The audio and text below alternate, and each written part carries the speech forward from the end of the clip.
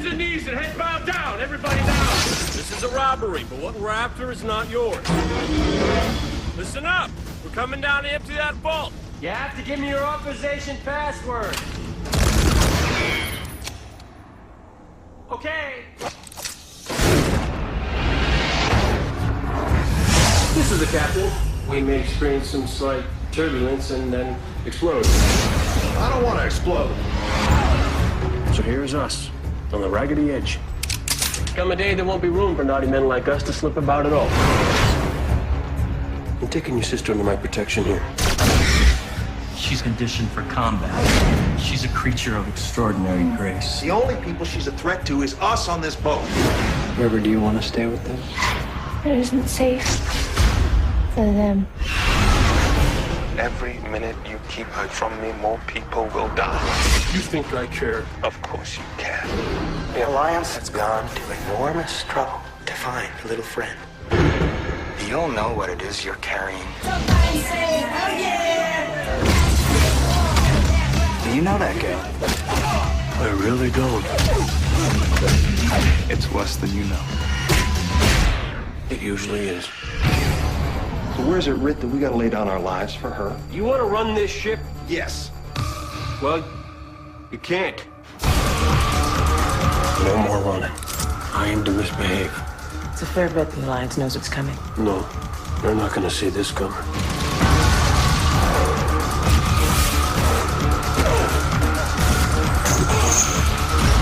Do you really think any of us are gonna get through this? Well, I might. This is gonna get pretty interesting. Define interesting. Oh God, we're all gonna die? No, Yes. no. Yes. The universe is going to know the truth. You willing to die for that? I am. Take my love, take my land, take me where I cannot stand. I don't care, I'm still free. You can't take the sky from me. Hi everyone and welcome to Geekfest Rants. My name is Steve Avona and today we're going to be doing a retrospective on one of my favorite directors / writers, Joss Whedon. Joss Whedon is directing one of this summer's sure to be blockbusters, The Avengers. So we thought it would be a good time to talk about his career. And joining me today is, as always, is Carlos Perron. Say hi, Carlos. Hi, Carlos. Carlos is not as big a Joss Whedon fan as I am, so he'll be sleeping through most of this show with some occasional grunting and scratching. As usual. Who's this Joss Whedon guy? Who's this Joss Whedon guy? One of his earliest professional credits, Carlos, is one of your favorite films, Alien Resurrection. Oh. Now, I also hate this film, so we're in agreement on this one. Not as much as the previous one. Not as much as the previous one, but according to Whedon, his script was good, and it was totally ruined by the director, Jean-Pierre Jeunet. Really? And that really soured him on the whole writing process. I'm actually getting a little bit ahead of myself. Really what soured Whedon on anyone else producing his work was the first Buffy the Vampire Slayer film in 1992, which he wrote, and it starred Christy Swanson, Luke Perry, Rutger Hauer, Paul Rubens, Donald Sutherland, and it was not a big hit. It got some good notices, and it just didn't take off. And Whedon said that too much was changed after his involvement with it. Was it more of a comedy? I think it was, and not as creepy as he would have liked it. I think if you look at the tone of the Buffy show, that's what he was probably going for. And the tone of the movie was a little bit more comedy than he would have liked. Okay. I'm not positive on all the changes that were made, but I've seen the film. It's okay, but it's definitely nowhere near the quality of the TV series. That's 1992. Now, in the 5 years between that and Alien, Whedon did a lot of script doctoring, rewriting. A lot of his stuff was uncredited. He did a polish on Speed. Oh, wow. And according to one of the writers of Speed, a lot of the dialogue, this really snappy dialogue in the movie, is Whedon's. He did uncredited work on Waterworld. He also did... and I'm sure he wants to keep it that way. Yeah, well, he also did Toy Story. He did Toy Story, another... wow. Yeah, he did another animated film called Titan AE. Oh, I know that one. Yeah. It's a pretty good film. Yeah, Atlantis, The Lost Empire. Oh, my God. He was Disney. involved with the direct-to-video Lion King sequel. And he did a pass on X-Men, but according to him, very, very little of his dialogue survives in the finished film. Wow. So all these experiences kind of sour him on the whole Hollywood way of doing things, and too many cooks spoiling the broth. And I think he got to a point, he shopped the Buffy project to the WB network, which was just getting off the ground in 1997. And I think it was a good fit because they were desperate for programming and they were skewing to a younger audience. And I mean, how often do you see that? A failed movie, you got plenty of movies that are made into television shows. It's usually the other way around, yeah. Right. But when you have a movie that, for all intents and purposes, was a bomb, to get a new life on television, it's very rare.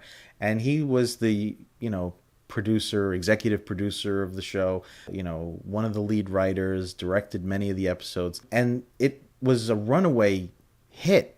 I guess the only way you can sell it is to say, I own it. You only have to deal with me, and it's cheap. Yeah. That's exactly. the only thing you have. Exactly. And I'll tell you, I was not one of those people who jumped on the show. I remember somebody needing to tell me that, the internet was still kind of young then, so I wasn't getting the buzz. And a colleague of mine said, you really ought to check this out. And I think the first season was only one of like half season, so it may have only been like 10 episodes. So it wasn't very hard for me to catch up, and I was hooked right away. I mean, you could argue that it was a show for teenagers, but it had this great ensemble cast. Like the best genre shows, I think, you take Star Trek, for example, a show that uses science fiction setting to deal with modern issues and problems and interpersonal conflicts and stuff, but yet have all those science fiction sort of tropes. Yeah. That was why it was so successful, and that's why Buffy was so successful. And I was in my early 20s, or no, I should say my mid to late 20s when Buffy was on, so I still remembered being a teenager very vividly and all the problems. So I was relating to the show in that way, and it had a great ensemble cast. Sarah Michelle Gellar was just amazing as Buffy, and you had all these talented young actors. One of the things that Whedon established with that show was his incredible eye for casting ensemble pieces. And that would be something that would go throughout the rest of his career. Most of his work is assembling these huge ensemble casts and giving them all something to do, and they all add something great to the mix. And that was true with Buffy. It was true with Angel. It was true with Firefly. Even though it wasn't the greatest show in the world, Dollhouse. And even though I'm getting ahead of myself, I think that that's why he was chosen to direct the Avengers. Because, again, this is what he's best at. Right. To me, I mean, I know that even though I'd never followed most of his work, I knew his name always had geek cred attached. Every time his name was dropped in any convention setting or anything like that, it was like, oh yeah, when are they going to let him do something big? Right, exactly. So here you have Buffy is a big hit. And also, too, you have to remember, it didn't need to have the kind of ratings that one of the big networks needed to have, like a CBS or an NBC. So it could get by with lower ratings for the WB. It didn't matter, if it, whatever share it got in the Nielsen's, people would look at it and say, but for that network, it was a big hit. So Buffy is a huge hit. It leads to spinning off Angel. Now, Angel is a vampire character who was in Buffy, and he was the romantic love interest for Buffy, and they decide to spin him off into his own show. And that was a little shaky to begin with, but it blossomed into, for my money, just as good, if not better, than Buffy. You had David Boreanaz as the main character, Angel. And again, he assembles these great ensembles out of nowhere. And another thing that I should mention about Whedon is his willingness to kill off major characters. And you know what? I admire him for that, because when you're willing to do that, I mean, it's sad for the actor and it's sad for the audience who loves a certain character, but you're creating so much more drama. There's so much more that, there are all these shows, they're not going to kill their main characters. They're not going to kill their bread and butter, but he'll go there. And it just opens up so many more story possibilities when you are willing to go there. And he was not shy. I mean, no, did he kill Buffy? I mean, technically he did, but he brought her right back. But he killed off characters that you just was shocked. And once they died, it just skewed the storyline into a whole nother direction. A lot harder to do that on a network show. Yes, absolutely. And again, he did have a little bit more freedom. It's funny, though, because Buffy was actually canceled by the WB. Oh, wow. And was brought back by the UPN network. It was interesting that the Angel show was at the time, Angel was airing on the WB while Buffy was airing on UPN. Its last 2 seasons were on UPN. So Buffy ran for 7 seasons and Angel ran for 5. And did they put them up against each other? It's funny. I don't remember if they did or not. I don't think so, but that could have happened. I do remember, I think that happened with Star Trek. I think UPN put Voyager opposite Deep Space Nine or something. I remember something like that. Anyway, Buffy ran its course. It had a good 7-year run, and Angel ran for 5 years. That was canceled a little bit prematurely for Whedon's taste, but he did get the chance to wrap up the show the way he wanted to.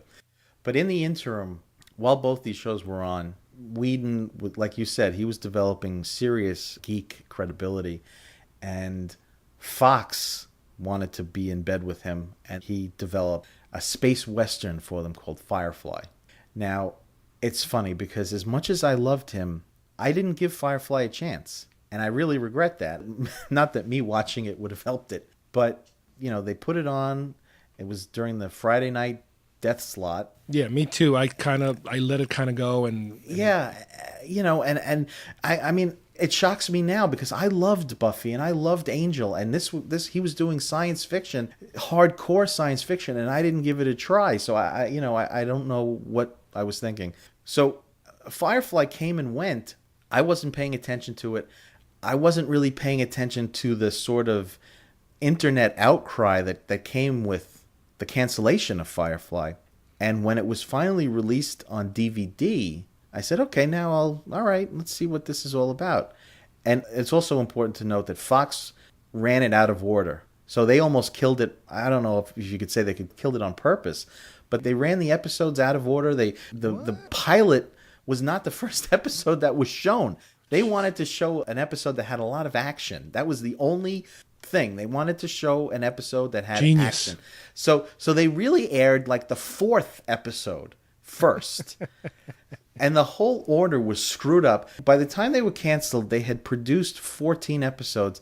11 of them had aired, so 3 of them never even aired. They premiered on DVD. So I got to see the show in order, all the episodes, and I absolutely loved it. I don't know if you had as much of an admiration for it as I did, but I just fell in love with these characters and their interaction and the humor and the cultural elements. I only got around watching it because when they announced they were making a movie, and then they started showing you these trailers for this film, which the trailer looked pretty good. I'm like, wow, this looks pretty good stuff. I'm like, oh, well, let's go take a look at the movie. Let's go take a look at the show, what it's all about. And then it's like, oh, wow, this is pretty good. Mm-hmm. Definitely the type of thing I would have watched if I known better about it, but I didn't know at the time. Yeah. And that's my introduction to Firefly. Mm-hmm. Yeah. It really quickly became one of my favorite science fiction shows of all time. I mean, I love Star Trek. I love Battlestar. I love the way that Whedon's characters interact. His writing is so crisp. His humor is spot on. And he can write heavy drama, and then he can lighten it in a second with a humorous moment. And he picks, like I said, I keep repeating this, but he picks these amazing ensembles. And you have to wonder, like, he picked, one of the actors in Firefly was Ron Glass, who had been on Barney Miller in the 70s and hadn't done jack squat since then, but he was great on the show. Yeah. And he picked, some older, more established actors like Adam Baldwin, who was a kind of a guy who you saw a lot of, but he never sort of hooked on to a regular show at the time. He was in movies, he had done things, and you had these younger actors who had done nothing or little to nothing, like Nathan Fillion, and they just all meshed beautifully. They clicked. And, you could say that, like Mal was sort of a Han Solo knockoff, or, could make that criticism. But I don't believe that. I think these are all an sort homage. of... Yeah, maybe you could say he's an homage, but I thought it was, his own separate... He had his own separate identity. But, and it was also, the whole Firefly concept was based off of the Civil War and what happened after the Civil War, but again, put that in outer space. So, in that sense, it wasn't truly original, but it was Whedon's take on it. I find, again, there's another Star Trek analogy to be had here. The fans resurrected that show. The popularity of the DVD set was just insane. And Universal said, okay, do a movie. And, again, when does that happen? Aside from something like Star Trek, where you have something that was a complete disaster on television and given new life and given a decent budget and say, here, you can, tell your story. And sadly, I thought Serenity was a terrific movie, but, they did great marketing on it, and it only made about $25 million domestically. And that killed any hope of there being a trilogy or bringing it back to television or whatever. But Firefly is still one of those shows, whenever you see those top 10 lists, of shows that need to be resurrected, it's always, Firefly is always at the top of the list. So, I still hold out hope that, one of the things that's getting a lot of press lately is how Netflix is bringing back Arrested Development. And that's sort of a new model for shows. And there's sort of a hope there that maybe Firefly could, a lot of the actors have gone off and done other things. But I think if you could do it like a cable show, like a 10 or 12 episode season, that it might be possible. So I always hold out hope that it'll come back. And, even though Serenity failed at the box office, it didn't hurt his reputation. It got great reviews. It was a great film. And if they never do another Firefly story again, it was a great wrap up to the story. And again, you mentioned before, he's not afraid of killing off characters. No. He definitely did something like that there. Yeah, in Serenity, he killed off 2 major characters. I was shocked that he killed off Alan Tudyk's character, Wash. I couldn't believe that. I had heard rumors that somebody was going to die, but the fact that he killed 2, he just, again, and it was great for the story. So he does Serenity, and then he goes back to Fox, which he swore he never would do after the way they treated him with Firefly, and he creates Dollhouse, which according to him, Eliza Dushku, who worked on Buffy and Angel, she played Faith, one of the Slayers. He was friends with her, and she said, I'd love to work with you again, and kind of convinced him to create the show around her. And that's how Dollhouse was born, which aired, I think, in 2009. Yeah, I gave that one a shot because, again, I felt like I kept missing out on all these shows that he kept coming up with. And I was like, all right, screw it. I'm doing it. I'm watching this one.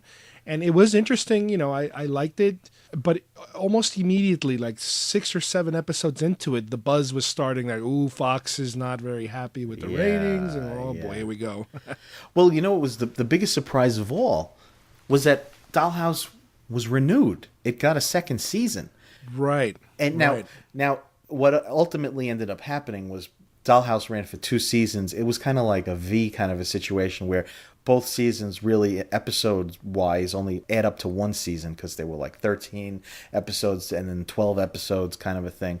So I wouldn't classify Dollhouse as his best work.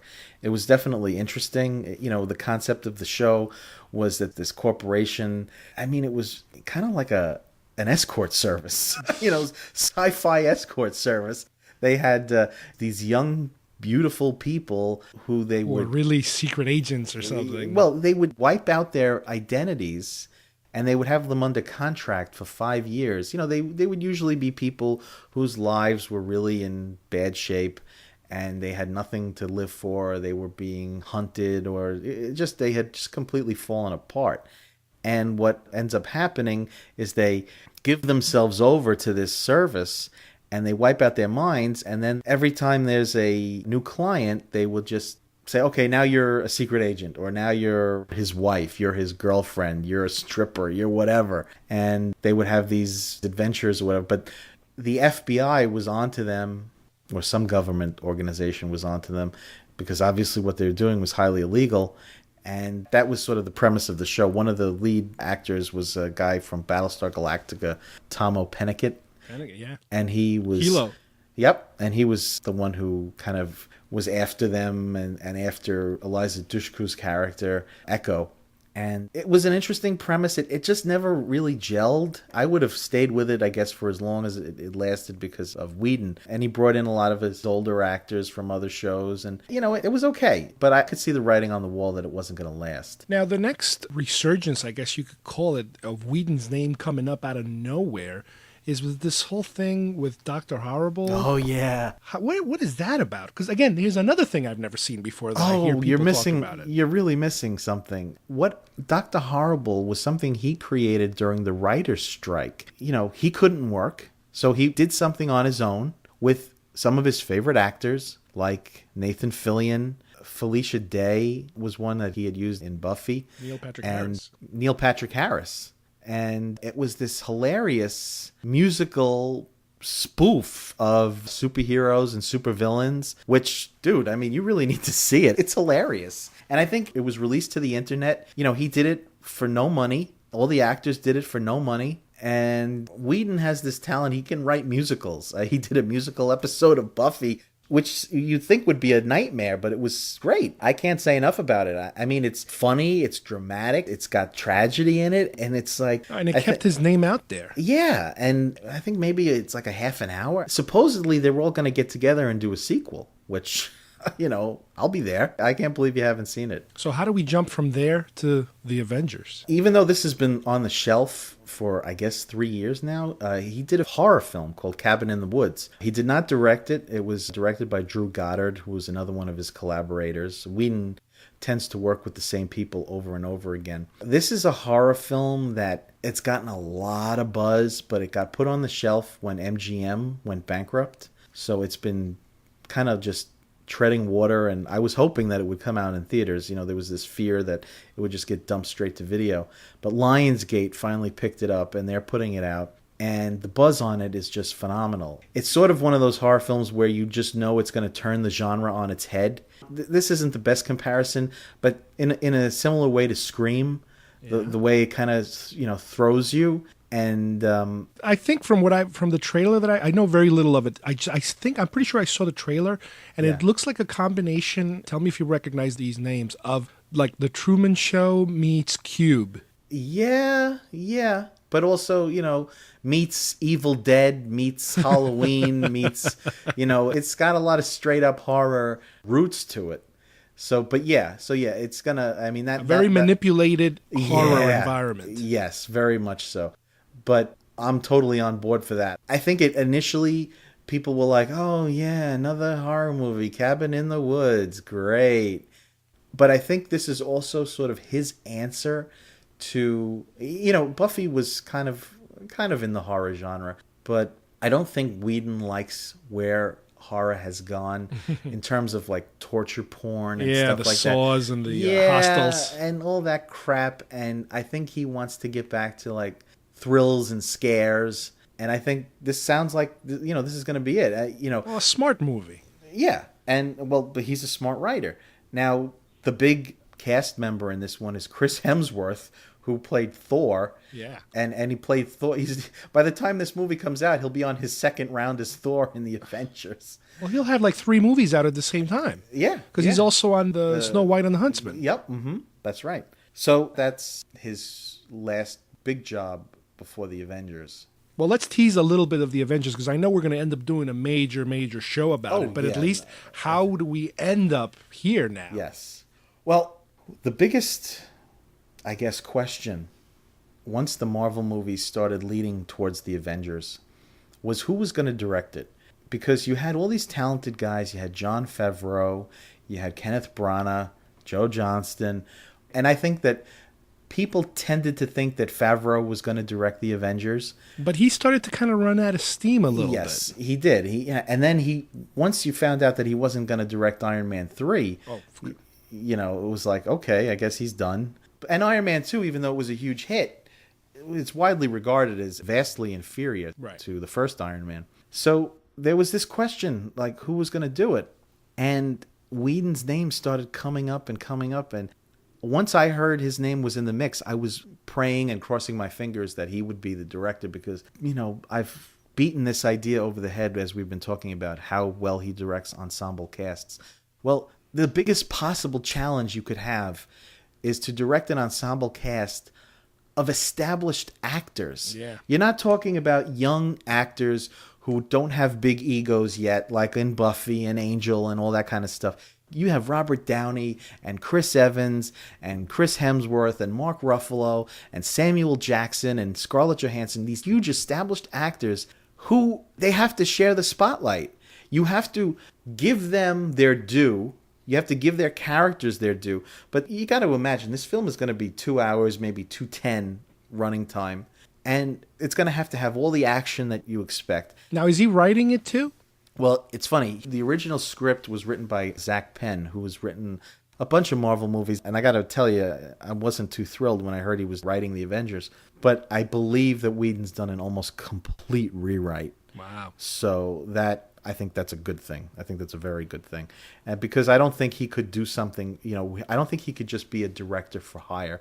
I think he really needs to put his imprint on it. And everything that I've heard in terms of how well he works with the actors, somebody like Downey who's like, no, I think it should be like this. Whedon, I think, has been able to kind of rein him in and convince him, no, you're part of an ensemble now. And you have these other actors that, they may not be as big as you, but these superheroes are as big, if not bigger, than Iron Man. It's almost like they worked it into the script, the fact that they're wrangling them in, not only as actors, but as characters. Yes, exactly. There's going to be a lot of tension, which is great. It makes for great drama. And I just think that we're going to talk about this much more in depth in a future episode, but I have every confidence that this is going to be a huge success, and it's probably going to catapult Whedon.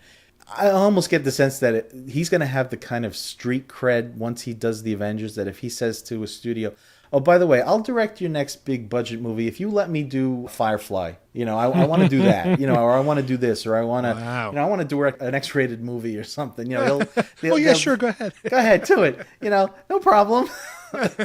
He'll probably have that kind of power. I'll be stunned if the Avengers doesn't make like $300 million. So. Well, talk about, out of all this summer, we do have a lot of gigantic blockbuster potential films, and we've talked about it in the past. This is a summer that could pretty much look very similar to 1982 in terms of how jam-packed it is.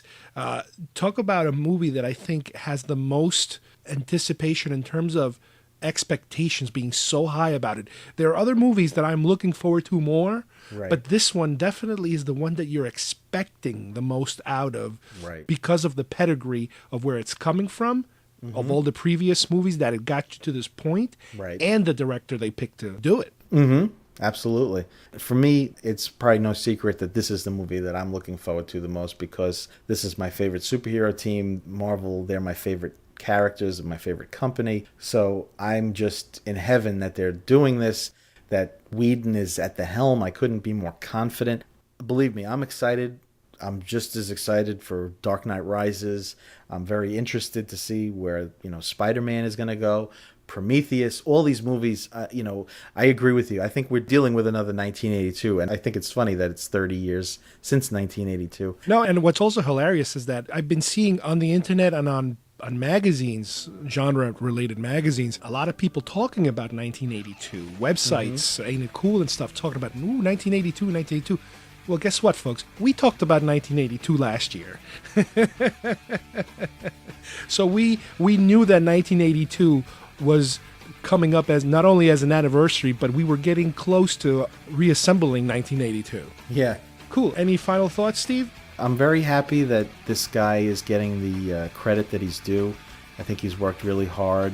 He has great fan base, but I think that the Avengers is just going to catapult him to even greater heights. Definitely. And obviously, we will be covering this film once it opens. Right. Well, thank you, Steve, for joining us, and thank you, everyone, for listening. And we will see you here next time on another episode of Geekfest Rants. Bye-bye, everybody. You are the Slayer. To each generation, a Slayer is born. One girl in all the world, a chosen one born with a strength and skill to hunt the vampires, to stop the spread of their evil blah, blah, blah. I've heard, okay? What do you know about this term? I believe this whole area is a center of mystical energy. Things gravitate towards it that you might not find elsewhere. Everything you've ever dreaded was under your bed, but told yourself couldn't be by the light of day. They're all real. Master, I have waited for 70 years. My ascension is almost at hand. Master is as old as any vampire on record. There's no telling how powerful he'll be if he reaches the surface. You're standing at the mouth of hell. You've got to be ready. Who are you? Angel.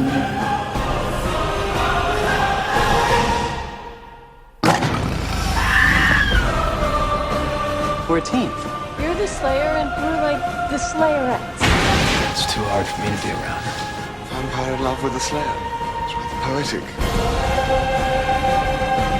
Tomorrow night, Buffy will face the Master, and she will die. Charles, I'm 16 years old. I don't want to die.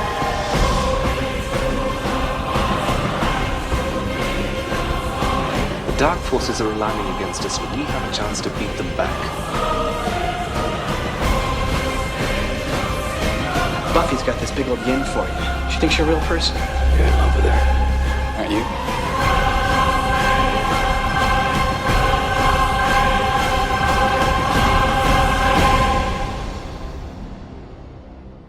Did you really think you could best me here when you couldn't below? You have fruit punch mouth. What?